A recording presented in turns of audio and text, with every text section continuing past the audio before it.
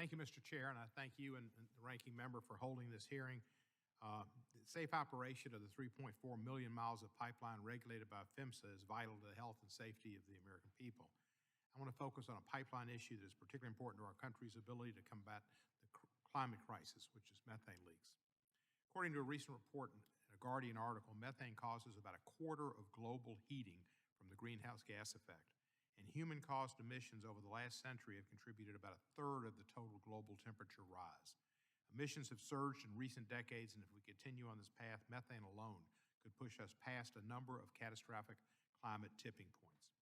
Around 40% of those methane emissions come from leaks from fossil fuel exploration, production, and transportation. And that percentage has increased by half in the last 2 decades. For the sake of the planet and future generations, we must do all we can to prevent methane leaks from the millions of miles of natural gas pipelines under PHMSA's authority.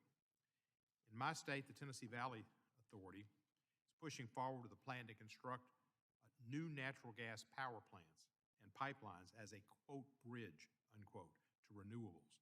A bridge to renewables. I've argued that it is a bridge to more pollution and disasters, and I strongly encourage them to rethink this approach. Deputy Administrator Brown, in your written testimony, you stated that PHMSA has been integral to the whole of government approach to mitigating unnecessary greenhouse gas emissions. Could you expand on what this approach entails and what resources or support PHMSA might still need to properly carry out this vital mission? Yeah, well, thank you so much, Congressman. Really, we've been really energized by this committee's work with the 2020 Pipes Act, which said regulated facilities have to minimize methane emissions. As noted, 80 times the global warming potential is carbon dioxide. Also, we have to include in our cost-benefit analysis as we move forward with rulemakings, environmental impacts, which just gets to some of the questions from members today, why we might hire people with environmental knowledge and skills. We've been directed to do that by the committee in carrying out these directives, and we're doing it actually by hiring engineers with environmental knowledge and experience. But we've got 6 rulemakings in the White House Methane Reduction Action Plan.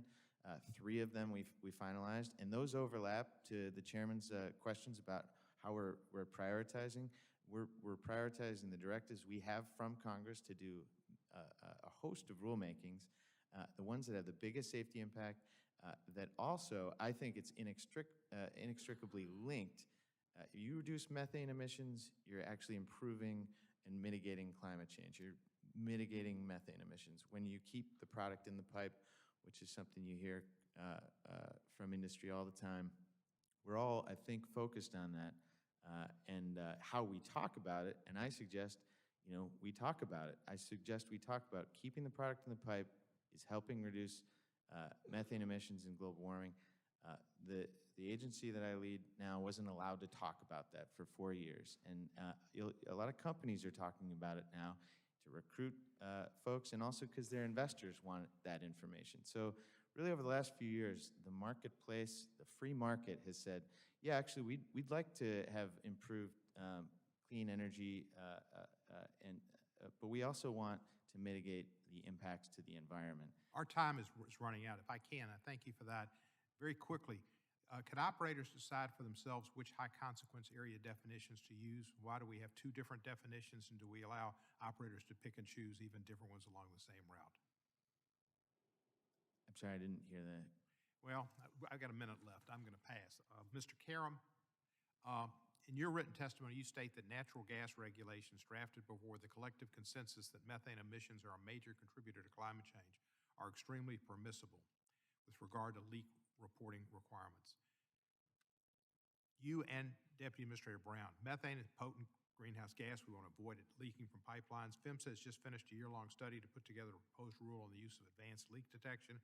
Where are we tackling methane emissions from natural gas pipelines, and what still needs to be done? Thank you for that question.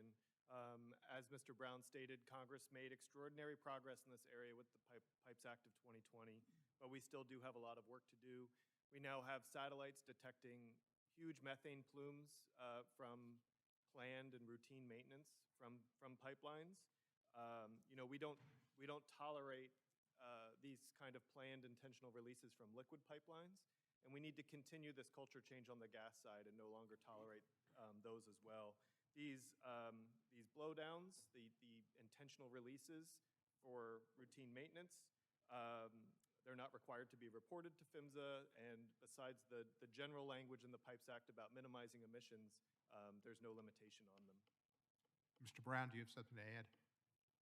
Yeah, we have a rulemaking that's at the Office of Management and Budget that addresses leak detection, repair, blowdowns, basically the items you just addressed, Congressman, and that's a mandate from the 2020 Pipes Act. Thank you, sir, and I yield back the balance of my time.